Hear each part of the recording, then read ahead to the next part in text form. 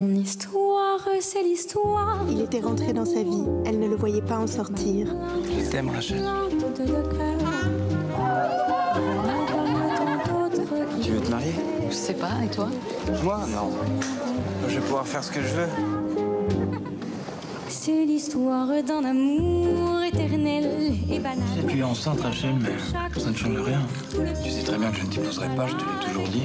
Évidemment, si tu avais été riche, ça aurait été différent. Celle où l'on se dit adieu. Ça fait longtemps. C'est un homme cultivé qui lui apporte beaucoup de choses. Il l'emmène en week-end. Tu te rends compte si j'avais vécu avec lui tout ce que j'aurais appris? Bonjour Pascal. Bonjour Olivia. Amour impossible sort donc cette semaine en France et en Belgique en tête d'affiche. Votre compatriote Virginie Efira. Oui, Virginie Efira, magistrale dans ce premier grand rôle dramatique. Elle incarne la mère de Chantal. Alors qui est Chantal? Eh bien c'est Christine Angot qui est l'auteur du roman qui a inspiré le film Un amour impossible. Elle raconte la rencontre de ses parents et ce père pervers qui l'abandonne et puis qui va abuser d'elle. Voilà. Et tant qu'on est dans la littérature, on y reste avec l'annonce du prix Médicis. Oui, le prix Médicis vient d'être décerné à Pierre Guillotat, qui a reçu ce prix pour L'Idiotie, publié chez Grasset. C'est aussi un roman autobiographique. On verra s'il sera bientôt adapté au cinéma. Et sans transition, on part en République démocratique du Congo avec cette exposition photo.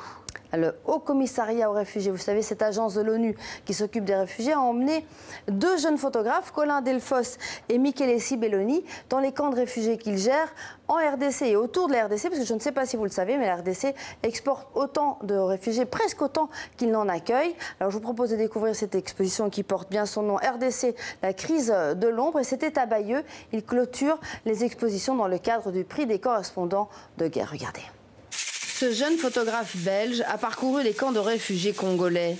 Des portraits de femmes qui ont fui les violences, comme cette jeune mère du Kasaï rencontrée en Angola. Elle était à l'hôpital pour l'accouchement de son troisième enfant, quand le village s'est fait attaquer. Ces deux enfants qui étaient encore dans sa maison ont accouru à l'hôpital pour se réfugier et donc se sont cachés en fait, sous son lit. Et puis les rebelles sont arrivés à l'hôpital et ont commencé à attaquer les gens. Ils ont tué les deux enfants, l'enfant qui venait de naître, et donc ils ont tiré dans la mer. C'est la blessure qu'on voit là. Et donc elle a réussi à s'échapper malgré tout avec quelques personnes de son village. Donc ils ont réussi à marcher jusqu'à la frontière angolaise, où ils sont encore jusqu'à présent réfugiés.